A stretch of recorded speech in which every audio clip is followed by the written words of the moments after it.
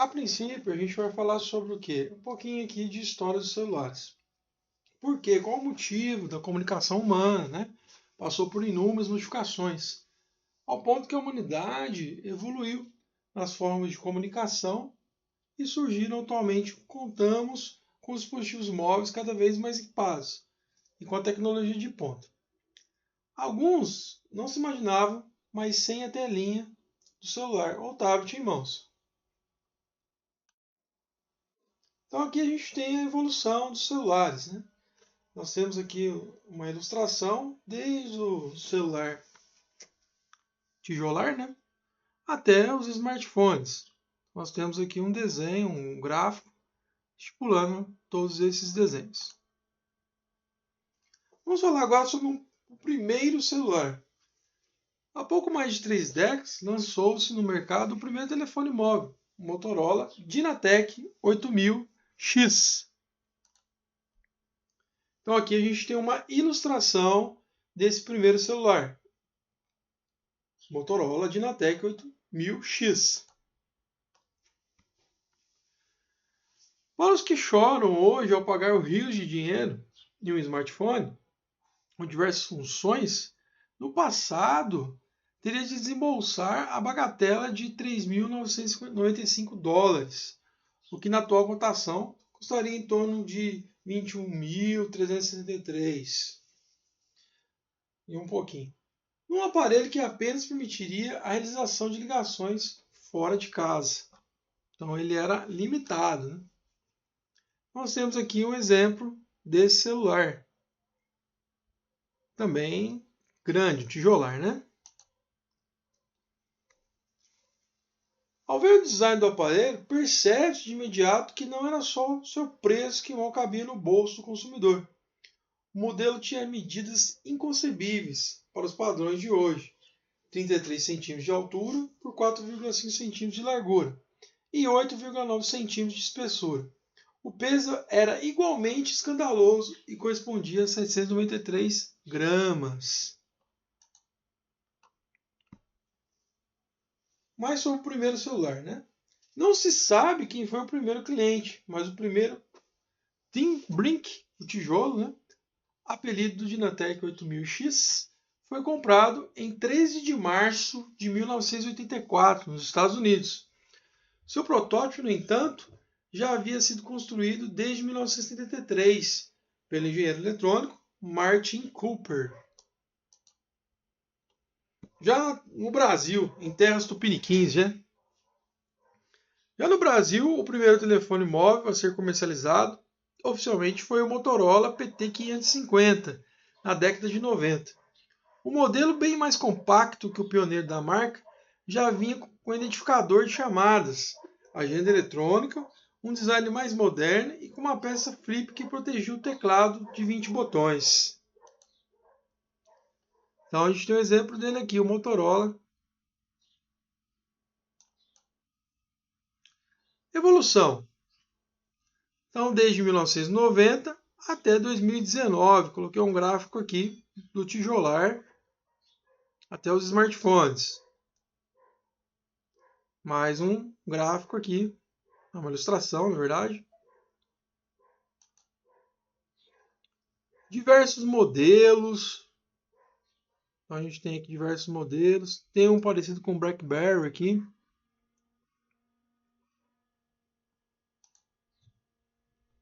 Agora eu vou falar sobre smartphones. O Ericsson R380, um dos primeiros smartphones da história. O IBM Simon foi tecnicamente o primeiro smartphone criado, no início da década de 1990. Porém, o termo sequer foi atribuído ao dispositivo. Comercializado sob o prefixo smartphone, o Ericsson R380 foi o primeiro celular inteligente da história.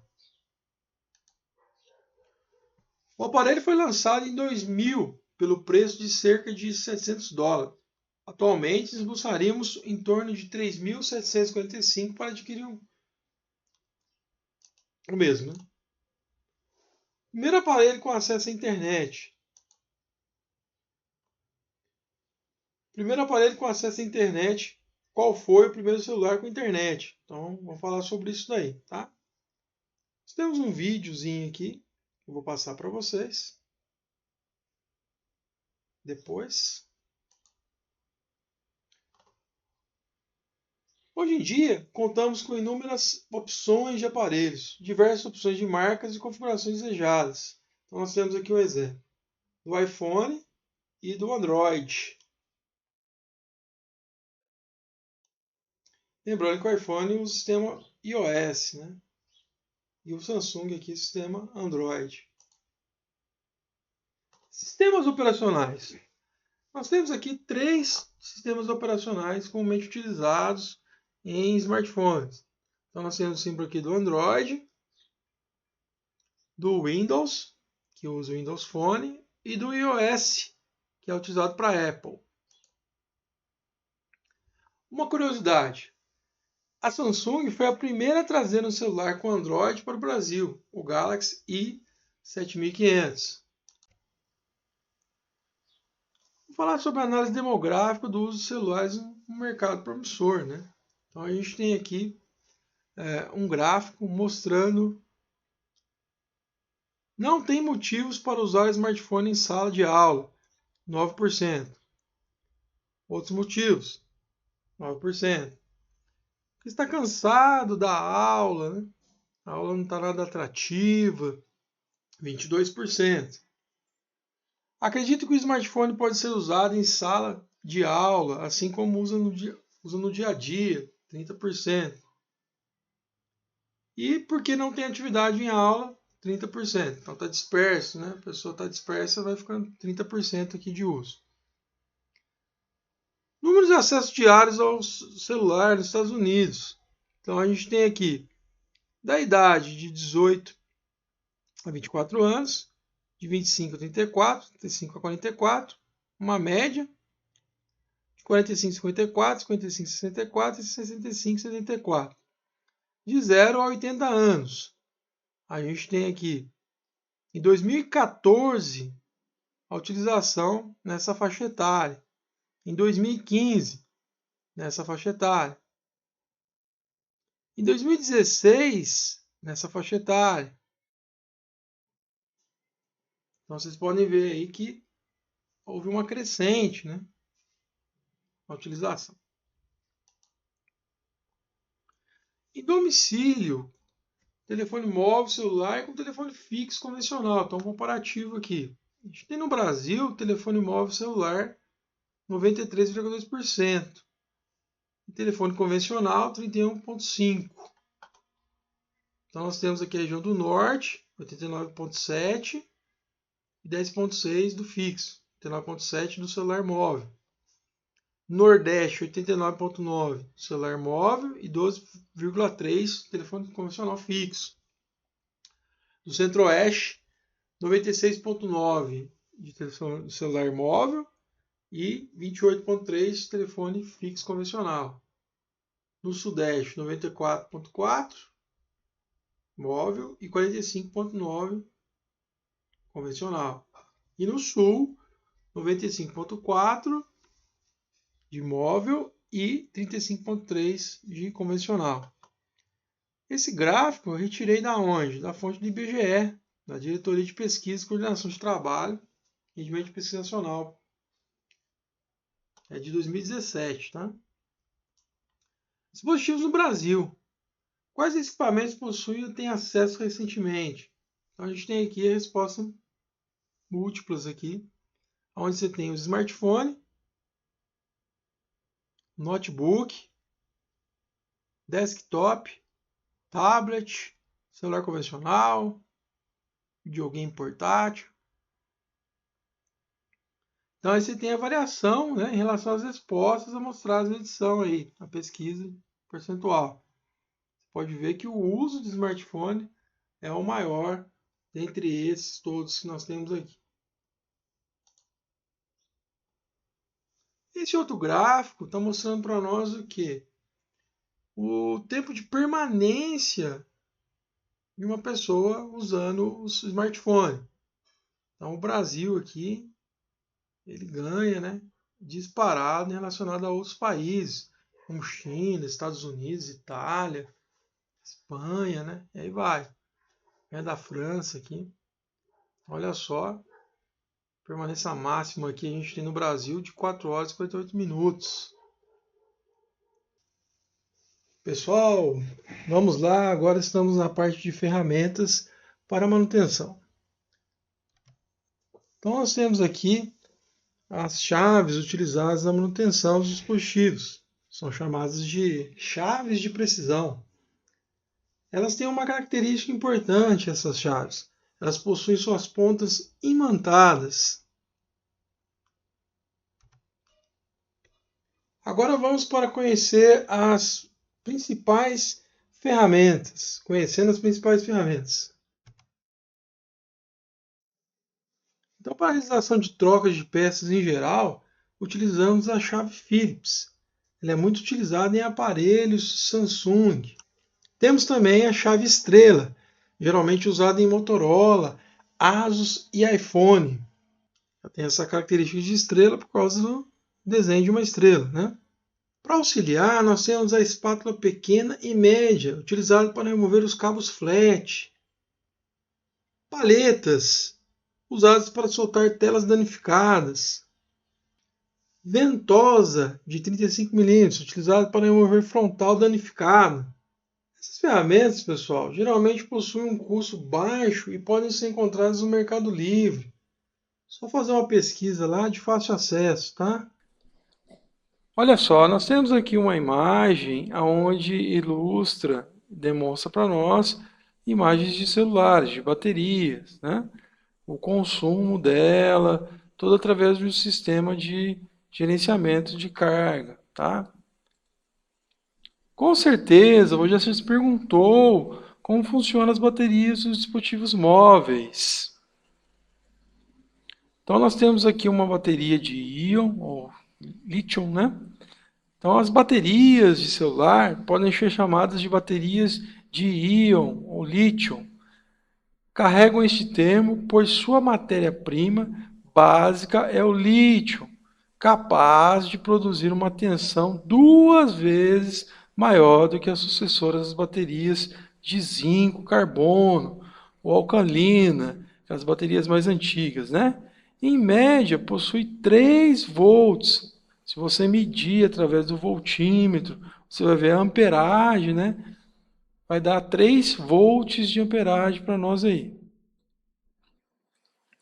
As baterias de celular feitas deste material são recarregáveis, proporcionam maior tempo de uso e armazenam mais energia.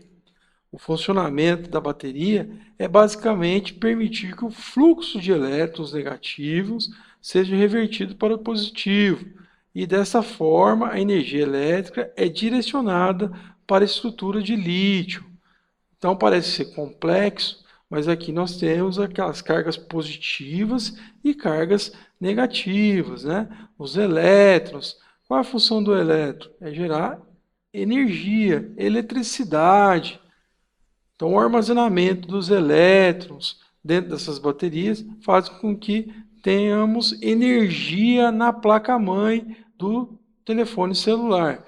E energia no telefone celular na placa-mãe significa em todos os componentes desse celular também. As fabricantes de baterias de celular são as marcas Allen, Thyssen e Norham. É a composição de uma bateria, e a composição de uma bateria é formada pelas células de íon, que podem ser no formato cilíndrico ou piramidal.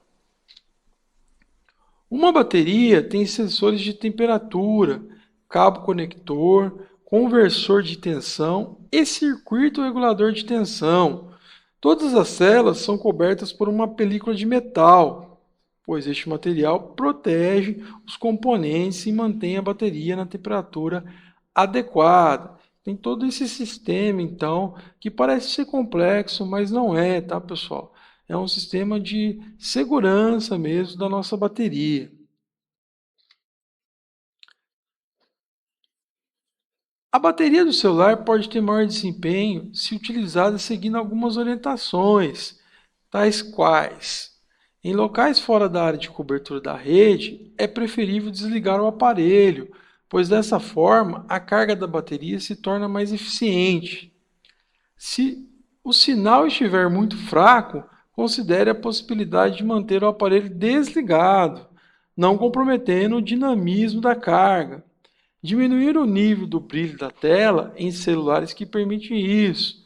Desligar o 3G quando não estiver em uso, entre outras medidas, como alguns aplicativos rodando em segundo plano. Você tem como gerenciar isso dentro do sistema do celular, né, do Android, ou outros sistemas também. Você pode estar finalizando tarefas de segundo plano para que não haja problema de consumo a mais na bateria, consumo desnecessários, tá? Agora nós temos aqui nesse slide, né, nós fizemos uma pesquisa na internet, cuidados que devemos tomar com as baterias de celular. E aí nós temos, joguei aqui no Google, né, essa pesquisa, e saiu ó, 7 dicas para conservar a bateria do seu smartphone. Primeira dica, não deixe a bateria do smartphone zerar por total, ok? Segunda dica, não deixe a bateria do smartphone atingir 100%. Então, a gente tem até a questão de zerar e 100%, tem que ser intermediário. Terceiro, cuidado com as altas temperaturas. 4. Prefira utilizar carregadores originais, muito importante isso para sua segurança, o uso de carregadores originais, ok? Evite utilizar carregadores sem fio. 6. Evite utilizar carregadores veiculares. E 7. Evite usar o smartphone durante o carregamento. Muito perigoso isso. A gente tem várias reportagens, várias situações aí de que você vê a explosão do celular ou até mesmo danificando, né, a parte física da pessoa, vamos dizer assim, por causa do uso durante o carregamento. Você deixa lá o seu celular ligado na bateria, desculpa, na tomada, né? E você fica conversando durante horas e horas, ok? Isso pode ocorrer o quê? O aquecimento e até mesmo casos de explosão, principalmente quando se utiliza carregadores que não são originais. Quantas horas devo deixar a bateria carregando? Bom, vou passar para vocês aí agora um vídeo que fala, né, sobre cuidados ao carregar o celular, que pode evitar perigos, né? Para muita gente, o celular é um equipamento indispensável, tanto que não largam dele nem na hora de recarregar. Pedro, mas esse hábito pode representar um perigo. Veja na reportagem da Rede Minas. Em quase todos os momentos ele está presente. O aparelho não sai da mão. Às vezes, nem na hora de recarregar a bateria. É aí que mora o perigo. Casos recentes de acidentes com o celular plugado na tomada chamam a atenção. Em Belo Horizonte, um incêndio foi supostamente provocado pela explosão de um aparelho que estava carregando. 2 idosos receberam atendimento médico por inalar fumaça. E 2 jovens, um no Ceará e outro em São Paulo, morreram eletrocutados. A informação é que os 2 estariam usando os celulares na hora errada. Eu não dou essa moleza não, eu só tiro da tomada e é para atender. Pode ser que eu até atenda, mas eu desconecto. Todo mundo sabe que não é bom brincar com a eletricidade. No caso do celular, não é uma boa ideia você atender uma ligação com ele ligado numa tomada. E esse não é o único perigo. O uso de acessórios e carregadores não originais pode sair bem caro. É o que explica o engenheiro de segurança da CEMIG. O carregador paralelo, ele pode pegar a tensão da tomada e, por defeito, jogar essa tensão da tomada na saída. Eu posso ter danos à bateria que vai explodir. Eu estou com isso aqui no rosto. Usando aqui, eu posso sofrer aqui queimaduras, não só queimadura térmica e o efeito de impacto da explosão, mas queimadura química, porque os elementos químicos da bateria vão vazar e entrar em contato com a pele. Mesmo que o acessório seja original, é melhor deixar o celular quietinho, numa superfície adequada. O que não pode é deixar ele carregando em cima do sofá, em cima da cama, em cima da toalha da mesa. Por quê? Aquele aquecimento vai, se ele apresentar um defeito e um superaquecimento, ele pode provocar incêndio. Então veja bem, pessoal, olha os problemas que podem ocorrer, né? O assunto é muito sério. Então, se a sua bateria estiver inchada ou estufada, tome cuidado também, questão de explosão. Então aqui a gente tem uma imagem de uma bateria bem inchada, né? Bem estufada. Para o nosso quarto e último bloco desse assunto de smartphones, vamos falar sobre identificando os componentes de smartphones. Vamos ver o que é o setor lógico, ou CPU, memória RAM, setor periférico, slot de chip e cartão de micro SD, touchscreen, display, câmera, bateria, vibracal, alto-falante e sensores de proximidade. Então agora nós temos aqui, pessoal, uma ilustração, essa imagem, né? Mostrando o processador Qualcomm 8820 Snapdragon, fabricante Qualcomm, modelo Snapdragon, famosíssimo, né? Modelo 820 Snapdragon. Setor lógico, o CPU. Setor responsável pela inteligência do smartphone. Nela está localizada a CPU, o processador. Um processador é uma espécie de microchip especializado. A sua função é acelerar, endereçar, resolver ou preparar dados. Dependendo da aplicação, como exemplo, nós temos na CPU entrada de dados, processamento e saída. Tá?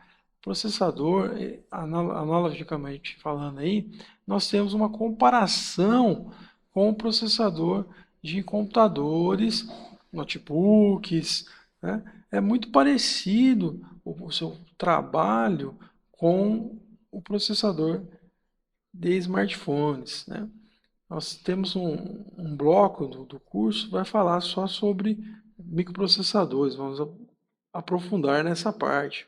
Basicamente, o processador é uma poderosa máquina de calcular. Ele recebe um determinado volume de dados, né? Processa e dá um resultado. Lembrando que ele trabalha num sistema binário ou digital, composto de zeros e uns, tá? Mas aí nós vamos aprofundar mais num bloco específico sobre esse assunto. A memória RAM. Já a memória RAM é a velha conhecida de nós, usuários de computadores, e o smartphone também utiliza uma memória, né, chamada memória RAM. É uma memória chamada também memória auxiliar, memória de cache, né, de armazenamento aí, ok? Memória RAM, cuja sigla significa Random Access Memory, traduzida para português como memória de acesso randômico ou aleatório. Atua no smartphone para executar um determinado aplicativo. Cada app exige uma quantidade de RAM. Por isso, quanto mais memória deste tipo no aparelho, melhor o desempenho. Então, nós temos o gerenciamento de memória dentro da memória RAM, né? Essa memória vai armazenar os dados para posteriormente serem mostrados na nossa tela, no nosso display do celular. Tá? Uma curiosidade importante: as peças desse setor, quando danificadas, por serem soldadas direto na placa-mãe, não se torna viável a troca desses componentes, pois os chips possuem um preço elevado e são difíceis de ser achados. Recomendamos que, nesse caso, faça a troca da placa-mãe por completo ou adquira um aparelho novo. Então, você pode levar seu aparelho na assistência técnica, né, e houve um problema de microprocessador, houve um problema de memória RAM. Muitas vezes, o que o técnico vai falar para você lá? Olha, preciso trocar a sua placa-mãe. Por quê? Porque esses componentes são soldados, né? São embutidos inside ali na placa-mãe. E a remoção desses componentes quando queimam, né, a soldagem posterior, fica inviável a questão de custo, muito caro. Então você troca a placa-mãe e resolve o problema aí, né? Não dando reparo na placa-mãe, ok? O setor periférico é o setor onde realizamos reparos e detectamos possíveis problemas. Esse setor é responsável pela maioria dos problemas que o usuário irá relatar. No setor se encontram os alto-falantes, câmeras, sensores, bateria, conectores de energia, botões de volume e power, display, touch, entre outros.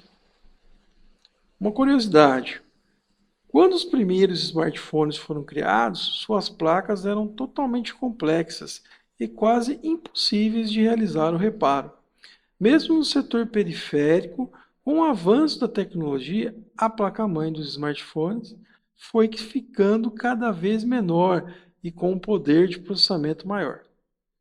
Hoje em dia, os fabricantes foram acrescentando às placas componentes removíveis, conectados por cabos flex ou flat, como por exemplo o slot do seu chip eletrônico.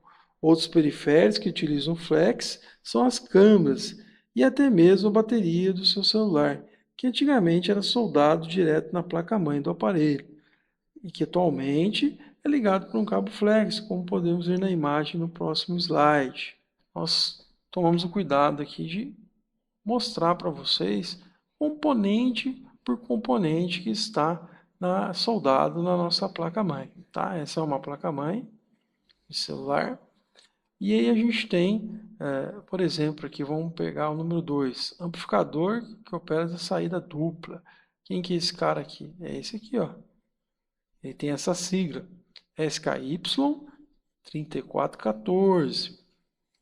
Cristal oscilador 19.2 MHz. O que é isso daqui? A velocidade. A gente vai falar mais para frente sobre velocidade de processamento. Ela é medida em megahertz, milhões de ciclos por segundo. Então esse daqui tem 19.2 MHz, né? Então tem uma ilustração aqui que está mostrando para nós. Bem técnico isso, tá? O Power Manager, o que é o Power Manager? É a energia, né? Opera com a energia do seu processador, da sua placa-mãe, todos os componentes direto aqui, né? Liga e desliga. PA, Power Amplificador, número 7. O CI de áudio, tá? CI de áudio, controlador de áudio que a gente tem aqui, WCD9302. E aí vai. Número 10 aqui, ó, Wi-Fi, rádio, FM, Bluetooth, controlador dele, tá? É o número 10, esse cara aqui. Número 11, CPU ou processador, é esse cara aqui, ó. Esse cara aqui, tá? Regulador de tensão, é esse cara aqui. Regulador de tensão chaveador. E por último, o Power Amplificador TX, ele está aqui. Então, são a identificação de alguns componentes, alguns CIs que vão na placa-mãe, ok? Vamos falar agora sobre o slot de chip e cartão microSD. Muito utilizado também, isso aqui é um microSD, aquela memória, né? Nós temos. Aqui vai o chip que você adquire lá no preço de telefonia. O touchscreen, qual a responsabilidade do touchscreen? Ele é responsável pela acessibilidade da tela. Imagenzinha do touchscreen. O display, o pessoal confunde muito touchscreen com display. Então eu coloquei uma imagem aqui do touchscreen e outra do display, diferenciando os dois. E que ele serve? Serve para exibir na tela o que foi processado pelo processador do seu smartphone. Dá o resultado aqui. As câmeras, que servem para captar imagens digitais, diferente das imagens antigas captadas pelas câmeras analógicas. Então, hoje em dia, você tem câmeras de alta definição, ao qual você pode gravar aniversários, casamentos, né? Videoaulas, fazer lives. A grande diferença é que hoje são imagens digitais, conjunto de 0 e 1, bit a bit. Então é alta qualidade das imagens, alta definição, né, dessas imagens, altas DPIs, que são pontos por polegadas. As baterias, nós tivemos um bloco só sobre baterias. Basicamente, para que ela serve? Aumentar a placa-mãe do aparelho. Então a gente tem aqui um exemplo da bateria LG, ok? BL51YF, essa bateriazinha que a gente tem aqui. O Vibracal também bem conhecido de nós, né? Quem nunca teve um aparelho celular aí dentro da bermuda, né? Do bolso, e aí da calça, né? E começa a vibrar. Serve para comunicar uma mensagem nova. Então você tem aqui, muito bonito esse, né? Então, um exemplo aqui do motor de vibração. Vibracal para iPhone 7G. Tapt Engineer. O alto-falante, essa peça muito importante, né? Ela serve para escutar os áudios, seja uma simples ligação, até mesmo de músicas do celular. Então a gente tem um alto-falante aqui do smartphone, Alcatel XH7HT753. Exemplo dele aqui. Um outro aqui, um outro alto-falante de campainha do Zenfone 2E E551ML Z000AD. É esse cara aqui, né? Os sensores de proximidade. Qual é a função dos sensores de proximidade? Os sensores são pequenos componentes e parte importante dos nossos smartphones. Ele possibilita que funções exploram ainda mais o potencial de cada celular. Então eu coloquei uma imagenzinha aqui. Uma curiosidade. O sensor de proximidade poupa a nossa bateria, reconhecendo o momento certo para manter a tela desligada. Olha que interessante. Quando falamos ao telefone, por exemplo, ou até mesmo nos ajuda a calibrar o brilho de acordo com as condições do ambiente.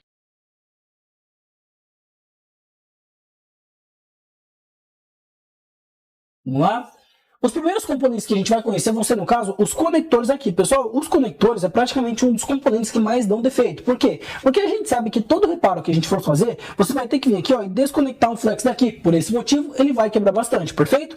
Esse tipo de conector que a gente está vendo aqui, ó, ele é chamado de conector FPC, que é o conector, no caso, que ele encaixa outro conector aqui em cima, perfeito? Então, caso você quebre um e precise pesquisar para comprar, o nome é conector FPC, perfeito? Aqui a gente tem o da subplaca e aqui a gente tem, no caso, o da tela. E bem aqui mais pro lado a gente tem o da bateria, perfeito? Aqui para cima, pessoal, a gente vai ter, ó, no caso, um conector do cabo coaxial da antena, perfeito? Esse cabo aqui, pessoal, seria, no caso, aquele cabinho da antena que a gente conecta aqui. Alguns aparelhos vão ter duas antenas, por exemplo, esse tem uma aqui e tem mais uma aqui, ó, é completamente normal. E lembrando que dependendo da antena que dá defeito, pode parar a rede. Ah, Renan, e se parar só uma antena, normalmente para a rede? Pessoal, dependendo da antena, às vezes o sinal fica mais fraco e dependendo da antena vai parar completamente no caso, bacana? Então, viu esse tipo de conector aqui, ó? Sabe que vai ser, no caso, conector para antena de sinal do aparelho. Esse tipo de conector menorzinho, normalmente para bateria. E esses outros aqui, ó, ou vai ser para subplaca do aparelho, ou vai ser para tela. Ou às vezes vai ter um grandão que vai servir tanto para subplaca quanto para tela, perfeito? Mas aqui pro lado a gente tem mais um, que seria, no caso, o conector dos botões, perfeito? O botão power de volume. Lembrando que nem todo aparelho tem aqui, ó, esse tipo de conector. Alguns vão ter, ó, somente esses contatinhos aqui, ó. Esses contatinhos aqui, pessoal, são contatos, são praticamente contatos mesmo. Eles servem justamente para fazer contato. Como assim? Aqui no caso, ó, esses contatinhos, eles vão fazer contato praticamente, deixa eu pegar uma tampa aqui para mostrar para vocês. Eles vão fazer contatos, pessoal, com uma parte, ó, que fica na tampa traseira, que seria essa parte cinzinha que a gente está vendo aí, ó. Bacana? Então eles vão encostar bem aqui, ó. Vai encostar aqui, aqui e aqui no caso, perfeito? Eles servem, pessoal, principalmente aqui para fazer o aterramento da antena. Entretanto, esses contatos, eles são utilizados para várias coisas. Por exemplo, muitas vezes eles podem fazer o contato aqui, ó, para ligar o botão power, para ligar o volume, entre outras coisas. Então, esses contatos a gente vai encontrar bastante. E dependendo do local aonde estejam esses contatos, a função deles também pode mudar, tá ok? Bom, depois disso, pessoal, o próximo componente que a gente vai conhecer seria, no caso, o nosso microfone. Pessoal, o microfone normalmente ele vai ser um quadradinho de metal desse jeito aqui, ó. E ou ele vai ter um buraquinho na parte de cima ou ele vai ter um buraquinho na parte de baixo. Bacana? Então, se você encontrou um buraquinho aqui, você já sabe que no caso ele é o microfone. A principal função dele é obviamente gravar o som que você está falando. Ou seja, você falou alguma coisa, a função do microfone é capturar esse áudio, perfeito? Pessoal, não confundam o microfone com, no caso, um cristal oscilador. Olha só, esse daqui ele é um cristal oscilador, esse daqui ele é o microfone. Renan, como que eu vou saber qual é qual? Bem simples, pessoal, o cristal oscilador, ó, ele não tem furo. Olha só, esse daqui ó, é um cristal, se eu olhar do outro lado, ó, não tem furo aqui, ó. Então o cristal oscilador, ele não tem furo. O microfone, ele tem que ter um furo para ter entrada de áudio. Então se tem furo, é microfone, se não tem, é cristal oscilador. Renan, qual que é a função do cristal oscilador? Pessoal, o cristal oscilador, a principal função dele é criar uma frequência de trabalho para que tudo trabalhe corretamente. Como assim? A gente sabe que durante uma orquestra, a gente tem muitas vezes um maestro que ele vai ficar mexendo aquela vareta lá na frente. E dependendo da forma como ele mexe aquela vareta, o pessoal vai tocar mais alto, mais baixo, mais agudo, ou mais de outra forma no caso, porque eu não sei como que funciona, bacana? Mas a gente sabe que é aquele rapaz com a vareta ali, ó, que vai praticamente controlar toda a orquestra. E dependendo da forma como ele vai gesticulando, o pessoal vai sabendo como tocar. O nosso cristal oscilador é como se ele fosse um maestro. Ele vai meio que colocar tudo em ordem para que tudo trabalhe corretamente. E sem o cristal oscilador, o aparelho pode não ligar, pode ligar e desligar sozinho, ou ele pode até ligar e funcionar, mas vai ficar meio doido. Por exemplo, toda hora desajustando a hora. Você vai lá, coloca o 1:13 certinho e você vai olhar, tá marcando 3 horas. Isso pode acontecer muitas vezes por uma falha de cristal oscilador, tá ok? Bom, dito isso, pessoal, aqui a gente já conheceu os conectores, o microfone e o cristal oscilador. Agora vamos conhecer os componentes que a gente mais vai ver na placa. Os primeiros são os capacitores, olha só. Esses capacitores aqui, pessoal, são componentes que eles entram bastante em curto, porque eles têm bastante na placa, e no caso, eles são muito usados também, bacana? Então se acostume a ver bastante esse tipo de componente aqui na placa, perfeito? Lembrando, pessoal, que pra gente testar um capacitor, o teste mais rápido é você pegar o seu multímetro, colocar na escala de bip e verificar, ó, se ele bipa de um lado e bipa do outro. Se ele bipar dos dois lados, a chance dele estar em curto é bem grande. Entretanto, nem sempre isso daqui vai querer dizer que é aquele capacitor. Por quê? Porque o curto, pessoal, ele funciona da seguinte forma. Vamos supor, ó, que eu tenho aqui, ó, uma trilha, e nessa trilha eu tenho 3 capacitores. Olha só. Se esse capacitor aqui ó, entrar em curto, esse daqui também vai acusar curto e esse também. Por quê? Porque quando um capacitor entra em curto, ele espalha o curto para toda a trilha. Então não é porque você encontrou um capacitor bipando dos dois lados que aquele é o capacitor de fato que está em curto. Bacana? Inclusive aqui no canal eu explico passo a passo como que você faz para encontrar um curto em um vídeo completão. Se você não viu esse vídeo, eu vou deixar ele aqui para você, perfeito? Bom, dito isso, pessoal, o capacitor, eu também tenho uma aula completa onde eu ensino e eu mostro passo a passo como ele funciona, como testar e tudo mais. É um curso completamente grátis de eletrônica que eu dei aqui no canal. Eu vou deixar o link desse curso aqui para vocês, perfeito? Bom, dito isso, pessoal, depois do capacitor, a gente vai ter a bobina. E embora a bobina aqui, ó, ela seja muito semelhante ao capacitor, a gente consegue notar que ela é maior, o meio dela é meio áspero, é diferentezinho, ó. É meio áspero aqui no caso, e a função dela também é completamente diferente. Pessoal, essa aqui ó, é bobina, essa pretinha é bobina, e essa daqui ó, mais esquisita, também é uma bobina, perfeito? Bom, dito isso, pessoal, aqui a gente já conheceu ó, capacitor, bobina e resistor. É importante que você assista a aula depois para você saber como eles funcionam corretamente, bacana? Agora eu vou passar aqui, pessoal, para a gente conhecer os circuitos integrados. Pessoal, todos esses quadradinhos ó, que a gente está vendo, são chamados de circuitos integrados. E cada circuito integrado ele vai ter uma função diferente. Aqui eu vou estar explicando para vocês todos os circuitos que tem nessa placa aqui, para que vocês saibam, no caso, como eles funcionam, qual é a função e como localizar cada um na placa do jeito certo, perfeito? O primeiro circuito que a gente vai conhecer seria, no caso, o nosso IFPMIC. Pessoal, o IFPMIC ele sempre vai ser ó, um quadradinho pequeno com a bobina bem grande perto dele. Olha só, sempre. Por quê? Porque a tensão ela vem do conector de bateria, passa por aqui, ela entra no IFPMIC e depois ela sempre vai sair ó, por essa bobina bem grande. Mas prestem atenção, ele tem que ter ó, mais ou menos esse tamanho aqui. Não pode ser ó, igual esse daqui. Ó. Por quê? Porque a função do IFPMIC normalmente vai ser gerenciar a carga e também vai ser gerenciar algumas outras coisas. Tem alguns casos que o IFPMIC ele gerencia a imagem do aparelho. Tem alguns casos que ele também vai gerenciar o flash do aparelho. Por isso, ele sempre gerencia alguma coisa a mais. Nesse caso, ele não pode ser muito pequeno. Por quê? Porque não cabe tanta função em um CI tão pequeno. Ele tem que ser mais ou menos desse jeito aqui, perfeito? Então, encontrou um CI mais ou menos desse tamanho aqui, ó, e que tenha uma bobina bem grande aqui, ó, perto dele, você já sabe que você está diante de um IFPMIC. Dica importante para vocês testarem o IFPMIC. Normalmente, Você vai conectar aqui ó, o aparelho na fonte, bacana? Conecta ele na fonte e você vai verificar se a tensão de entrada é igual à tensão da bobina. Por exemplo, vamos supor que aqui ó, você tem 4.2 volts e aqui ó, você tem 3 volts. Você sabe que no caso ou esse FPMIC tem um defeito ou você tem um curto nessa saída. Agora vamos supor que aqui você tem 4.2 volts e aqui ó, você também tem 4.2 volts. A princípio, pessoal, tudo indica que esse FPMIC esteja funcionando perfeitamente, bacana? Renan, todo aparelho tem FPMIC? Não, pessoal, tem alguns aparelhos que não tem FPMIC. Por exemplo, o J5 Prime, ele não tem um IFPMIC, bacana? O IFPMIC ele foi colocado nos aparelhos mais novos no caso, mas não quer dizer que todos os aparelhos mais novos vão ter. Pode ser que tenha um ou outro que não tenha também, perfeito? Bom, dito isso, a gente conheceu o nosso IFPMIC, que também é o gerenciador de carga. Lembrando, pessoal, muitas vezes você pode ter um aparelho que não carrega ou só carrega lentamente, justamente aqui ó, por um defeito no IFPMIC. Aí cabe a você saber como analisar corretamente para ter certeza de qual é o defeito, perfeito? Dito isso, agora vamos conhecer o próximo componente, que seria, no caso, o nosso PMIC principal. Pessoal, o PMIC principal, a gente consegue localizar ele, pessoal, muitas vezes por duas características muito claras dele. A primeira são bobinas bem grandes próximas a ele. Olha só, ele é o único CI que tem tantas bobinas grandes próximas dele. Ó. Tem essa, tem essa, tem essa, tem essa e essa aqui, ó. Bacana? Bastante. Eu não tenho nenhum outro, ó, que tenha tanta bobina grande. Olha só, esse não tem, nem esse não, esse só tem uma. Esse outro aqui, ó, também só tem uma.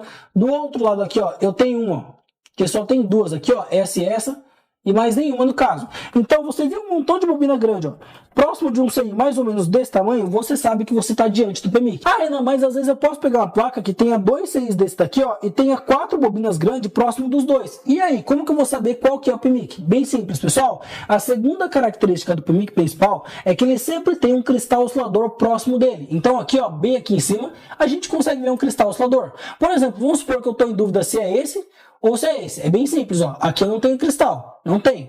Agora aqui, ó, eu tenho um cristal, perfeito? Então aqui já ficou fácil para mim.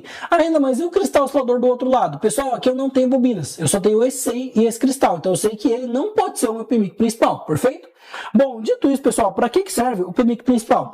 O PMIC principal, pessoal, ele é o principal gerenciador de tensão da placa, ou seja, é ele que vai gerenciar a energia para alimentar todos os setores. Então ele vai alimentar aqui, ó, memória, ele vai alimentar aqui, ó, muitas vezes um amplificador de áudio, ele vai alimentar aqui, ó, um CI amplificador de potência, ele vai alimentar aqui, ó, um CI de Wi-Fi, ele vai alimentar aqui um CI de rede. Então esse CI aqui, ó, ele é responsável por alimentar praticamente todos os CIs da placa. E se ele não estiver funcionando corretamente, a gente sabe que no caso vários circuitos da placa vão ficar sem alimentação, perfeito? Inclusive, pessoal, esse aqui, ó, é o tipo de circuito que mais dá defeito. Por quê? Porque o tempo todo ele está gerenciando tensão. Então tem o tempo todo tensão entrando e saindo dele. Isso faz com que ele desgaste bastante, esquente bastante e dê mais defeito com o tempo também, porque ele trabalha muito mais do que os outros, tá ok? Bom, dito isso, pessoal, também é importante que vocês entendam que é normal virem integrados outros circuitos dentro do PMIC. Por exemplo, às vezes o aparelho, ele não vai vir com um CI de Wi-Fi, ele só vai ter aqui, ó, um PMIC e todas as trilhas do setor de Wi-Fi vão entrar no PMIC. Por quê? Porque às vezes o CI de Wi-Fi ele vai estar integrado dentro do PMIC principal.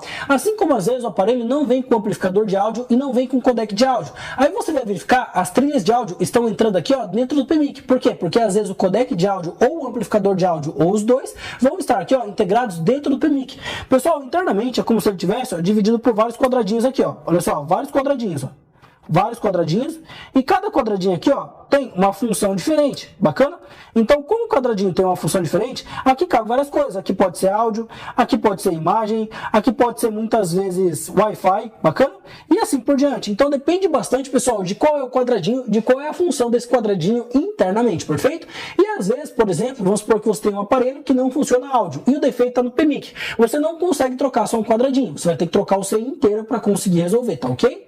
Bom, dito isso, a gente já conheceu também IFPMIC, PMIC, e agora vamos conhecer o nosso amplificador de áudio. Pessoal, o amplificador de áudio é o que é responsável, no caso, por fazer o áudio sair alto. Muitas vezes a gente pega alguns aparelhos que o tempo todo o áudio fica saindo baixo. Ou às vezes o áudio começa alto e vai diminuindo até que ele zera completamente. Às vezes pode ser um defeito aqui, ó, ocasionado pelo nosso amplificador de áudio. Porque normalmente quando o áudio ele vai sair do codec para fora, ou ele vai sair do aparelho aqui, ó, para fora do aparelho, ele tem que passar por um amplificador. Por quê? Porque ele sai bem baixinho. Então a função do amplificador é pegar esse áudio baixo, amplificar, deixar ele mais alto, para jogar esse áudio no alto alto-falante, tá ok? Bom, dito isso, conhecemos também o nosso amplificador de áudio, e normalmente o nosso amplificador ele vai ser um seizinho pequeno com a bobina bem grande próxima dele, mas notem que ele sempre vai ser menor do que o IF-PMIC. Então, ó, se você encontrou aqui, você tá na dúvida, será que é esse ou será que é esse? Você já sabe que no caso, ó, é esse daqui porque ele é menor no caso, bacana? Pessoal, o amplificador de áudio ele não costuma dar muito defeito, mas ele pode dar defeito. Por isso, se você pegar alguma falha de áudio, você já sabe mais ou menos por onde analisar também, perfeito? Além do amplificador, pessoal, a gente também tem o codec de áudio. O codec de áudio ele não tem uma diferença de tamanho tão grande do nosso amplificador. Às vezes ele pode ser um pouquinho maior, mais ou menos aqui, ó, do tamanho de um IF-PMIC, perfeito? E qual que é a função do codec de áudio? A função do codec de áudio, pessoal, é fazer a comunicação entre o áudio analógico e digital. Como assim? Vamos supor que o áudio ele tem praticamente duas formas. Ó. Eu tenho um codec aqui no meio, aí aqui eu tenho um áudio analógico e aqui eu tenho um digital, perfeito? Quando você fala no seu microfone e o áudio ele entra pelo microfone, normalmente esse áudio ele vai entrar na CPU. Só que a sua CPU ela não entende o formato analógico. Então aqui ó, o seu áudio está entrando em formato analógico e se ele entrar direto, a CPU não consegue entender esse áudio. Então a gente tem que ter um cara aqui ó, que é chamado de codec, que é como se ele fosse um tradutor. Ele vai pegar esse áudio analógico, vai transformar em digital e vai mandar aqui ó, para a CPU em formato digital. Então o áudio entra analógico, é transformado em digital e entra aqui ó, em digital para a CPU no caso. Assim como quando o áudio vai sair aqui ó, no alto-falante, tem alguns alto-falantes que eles só funcionam também com formato analógico. Então o áudio aqui ó, tá saindo digital. Se ele não passar pelo codec e sair direto aqui, ó, não dá para escutar nada. Por quê? Porque o alto-falante não vai conseguir compreender. Então esse áudio aqui ó, vai sair em formato digital, passa aqui ó, no codec, ele transforma esse áudio em formato analógico e manda aqui ó, para o seu alto-falante no caso, bacana? Então a função do codec é servir como um tradutor. Ele traduz de digital para analógico e de analógico para digital, perfeito? Bom, dito isso, pessoal, agora aqui ó, a gente já viu praticamente todos os componentes aqui ó, da parte mais lógica do aparelho. Depois aqui ó, do outro lado, a gente vai ter ó, também a nossa PMU de imagem, que em alguns casos também pode ser um CI de backlight. Renan, qual que é a diferença? Pessoal, CI de imagem é responsável por imagem. CI de iluminação é responsável por iluminação. Por exemplo, se eu pegar aqui meu celular, vou pegar aqui meu celular para vocês. Nesse momento eu tenho imagem e iluminação. Se eu pegar aqui e fizer isso, ó, agora eu só tenho praticamente imagem, mas não tem iluminação. Você consegue ver a imagem lá embaixo, ó, mas quase você não vê porque não tem iluminação, perfeito? Às vezes um aparelho ele pode ter imagem, mas pode estar com a tela toda apagada. Por quê? Porque o setor de iluminação deu defeito. Então o setor de backlight responsável por iluminação, setor de imagem responsável por imagem. Às vezes, pessoal, vai ter dois CIs, um CI para imagem e um para iluminação. O CI de imagem a gente chama de PMU de imagem. O CI de iluminação a gente chama de driver de backlight, perfeito?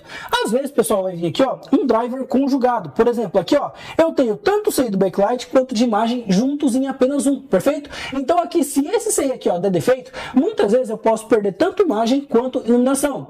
Ah, Renan, mas muitas vezes, por exemplo, eu posso aqui ó, perder só imagem, por exemplo, só imagem, e ainda ser um defeito nesse CI? Com certeza pode. Pessoal, vamos supor que esse CI ó, internamente, ele é dividido aqui ó, ao meio, ó. Olha só, ele é dividido ao meio. Se eu tiver, por exemplo, um defeito no setor de imagem aqui, ó, eu só não vou ter imagem, mas eu tenho iluminação, e ainda assim pode ser um defeito no CI. Assim como muitas vezes, se eu não tenho iluminação, mas eu tenho imagem, pode ser também um defeito nesse CI aqui, perfeito? Então, nesse caso, não é porque os dois são juntos que se um dá defeito, o outro também dá defeito, perfeito? Bom, dito isso, pessoal, a característica mais, assim, básica de um CI de imagem é que ele tem normalmente de 2 a 3 bobinas próximas dele. Aqui a gente tem 3, ó, tem uma aqui e uma aqui, perfeito? Mas as principais são essas duas aqui no caso. Normalmente vocês vão encontrar até algumas a mais. Deixa eu ver se eu encontro um aqui, só um minutinho. Vou pegar aqui uma placa de A20 para mostrar para vocês. Aqui na placa do A20, ó, a gente vê que a nossa PMU de imagem é essa daqui, olha só. E aqui eu tenho uma bobina, 2 bobinas e 3 bobinas aqui, perfeito? Então aqui eu tenho 3. Para aparelhos que usam tela OLED, vocês sempre vão encontrar ó, de 3 a 4 bobinas aqui, ó.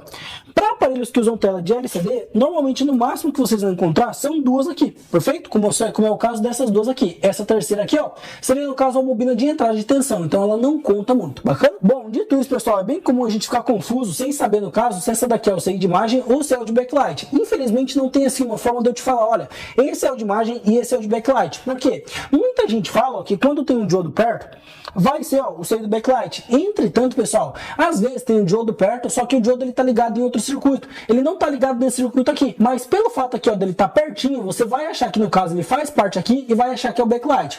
A forma mais certa de você ter certeza se é imagem ou se é backlight é você olhar no esquema elétrico. Bom, dito isso, pessoal, agora vamos conhecer os dois principais circuitos da placa, que é CPU, essa daqui, ó, e é memória. Bacana? Pessoal, CPU e memória é praticamente os dois circuitos mais importantes. Por quê? Porque eles não têm troca. Como assim? Eu consigo trocar um seio de imagem.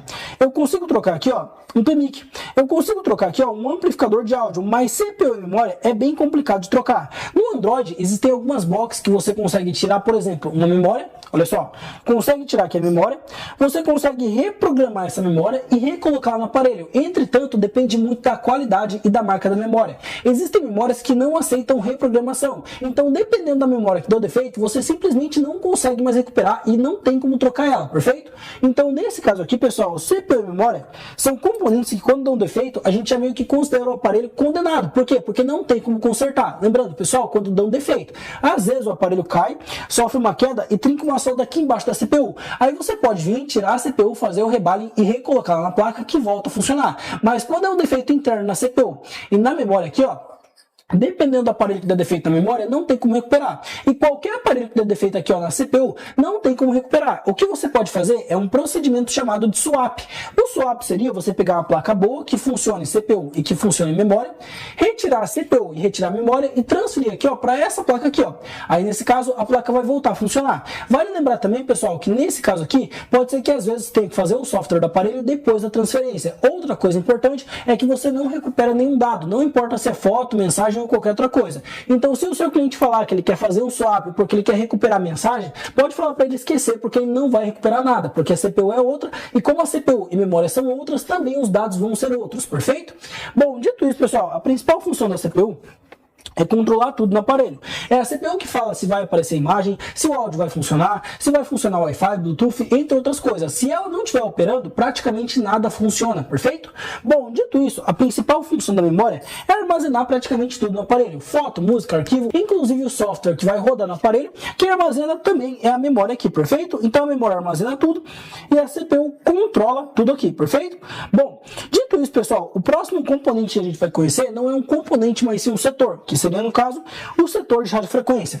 O setor de radiofrequência, pessoal, ele vai ser responsável por tudo que se refere ao chip do aparelho. Para o aparelho ter rede, para o aparelho fazer ligação, para o aparelho receber ligação, para o aparelho mandar mensagem, tudo isso é relacionado ao setor de radiofrequência. E prestem atenção que não tem muito segredo para localizar o setor de radiofrequência. Seria, no caso, você pegar o conector da antena, que a gente já conversou, seguir a estradinha dele para dentro e ele sempre vai entrar em uma blindagem. Encontrou essa blindagem, toda a blindagem, tudo que tiver embaixo dela, vai ser relacionado à radiofrequência, perfeito? Aí aqui, pessoal, a gente tem alguns componentes. O primeiro componente que a gente tem é esse aqui, ó, que seria o nosso transceiver. Renan, qual que é a função do transceiver? A função do transceiver, pessoal, é praticamente igual a do codec. É como se, no caso, ele fosse pegar aqui a frequência digital, transformar em analógica e mandar aqui para os amplificadores de potência. E eles vão mandar para fora do aparelho, perfeito? Assim como quando o sinal entra aqui em formato analógico, ele vai transformar em digital e vai mandar para dentro, no caso. Para quem que ele manda? Ele manda para a CPU. Só que não para a CPU diretamente. Pessoal, dentro da CPU, a gente tem um outro bloco que é chamado de baseband. A baseband, ela é a CPU de chamadas do aparelho. A baseband é responsável por tudo relacionado ao chip do aparelho. Nos iPhones, a gente sabe que a gente tem um CI para fora que se chama baseband. No caso, esse CI que fica para fora nos iPhones, nos Androids aqui, ó, ele foi integrado dentro da CPU.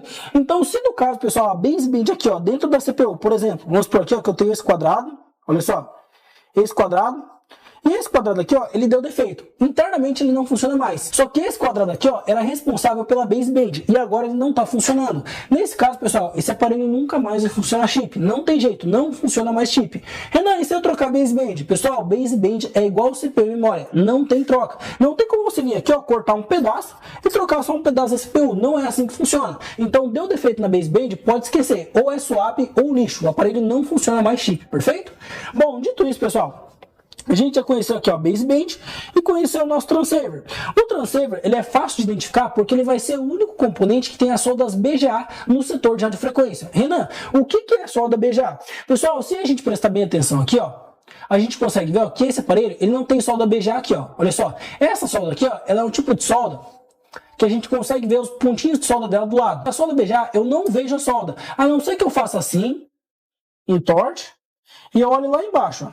Aí se eu olhar lá embaixo, dependendo do circuito, aqui eu ainda não consigo ver, mas dependendo do circuito, olha só, o PMIC aqui, ó, quando eu entorto ele, eu consigo ver bem aqui, ó, as bolinhas de solda embaixo dele. Então, BGA é quando as bolinhas de solda estão embaixo do CI. Agora, esse outro tipo de solda aqui, ó, não seria o caso BGA, perfeito? Esse tipo de solda aqui, pessoal, é chamada de PLCC, que é o tipo de solda que, no caso, a gente consegue ver, ó, as trilhas aqui do lado, inclusive até consegue soldar dependendo do ferro de solda que você tenha, perfeito? Então aqui, ó, BGA e aqui PLCC. Esses componentes com solda PLCC normalmente vão ser amplificadores de potência, bacana? Então aqui eu tenho transceiver e aqui eu tenho amplificadores de potência, perfeito? Bom, dito isso, pessoal, aqui a gente já conheceu praticamente todo o setor de radiofrequência, só vamos conhecer agora mais um componente, que é esse camarada aqui, ó. Esse camarada aqui, ele é chamado de APT Modulator, e ele sempre vai ser um CIzinho bem miudinho, com a bobina bem grande perto dele.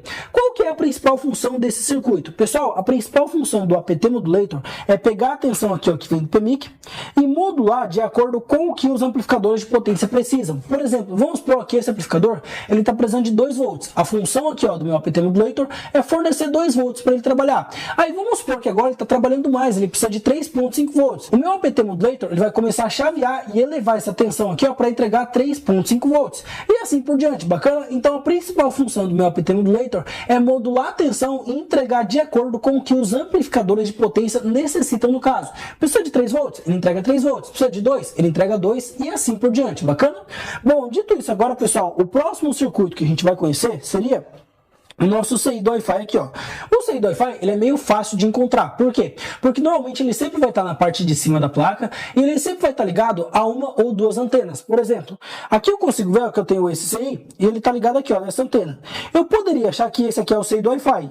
Entretanto, o CI do Wi-Fi sempre vai estar embaixo de uma blindagem. Esse cara não estava embaixo de uma blindagem. Então eu sei que não é ele. Esse daqui provavelmente, ó, pelo jeito e pela aparência, vai ser um amplificador de potência também. Bacana? Bom, dito isso aqui, ó, mais pro lado, eu tenho esse circuito que estava embaixo de uma blindagem, olha só, foi tirada a blindagem aqui, e aqui eu tenho duas antenas, e ó, as antenas descem aqui, ó, pega essa estradinha, desce, passa por aqui, passa aqui, sai aqui e entra nesse CI aqui, ó. Então, nesse caso aqui, ó, eu sei que esse aqui é o meu CI do Wi-Fi, e normalmente o CI do Wi-Fi, pessoal, ele também serve para o Bluetooth, perfeito? Então isso daqui vai ser o CI do Wi-Fi do Bluetooth. Então, ó, quer encontrar o CI do Wi-Fi? Pega essas anteninhas da parte de cima e verifica. Opa, esse daqui veio para cá? Não. Esse CI pequenininho aqui, ó, provavelmente é o GPS, perfeito? Depois a gente tem aqui outro, que é esse daqui, que vem para esse CI, que tem mais ou menos o tamanho de um CI de Wi-Fi, mas não está embaixo de blindagem, então não é ele. Vou do outro lado. Aqui eu tenho dois, desce para cá e dá bem aqui, ó. Então esse daqui vai ser o meu CI do Wi-Fi. Renan, para que serve o CI do Wi-Fi? Pessoal, serve no caso para ativar o Wi-Fi, funcionar, buscar redes, entre outras coisas. Bacana, serve para tudo que é relacionado, tanto ao Wi-Fi quanto a Bluetooth no caso. Pessoal, dito isso, a gente conheceu praticamente, eu acredito que todos os componentes dessa placa aqui. Vamos verificar se tem mais algum. Não, ó, realmente a gente conheceu, ó, todos os componentes dessa placa aqui do nosso Galaxy A10 no caso, bacana? Bom, dito isso, pessoal, como eu falei para vocês, podem ser que tenham outras placas que tenham alguns componentes a mais e podem ser que tenham outras que tenham alguns componentes a menos. O mais importante é que você saiba bater o olho e identificar os principais componentes. E quais são os principais? Os principais, pessoal, a princípio são IF, PMIC principal, CPU e memória. Esses são os principais, pelo menos para o aparelho iniciar e funcionar corretamente, bacana?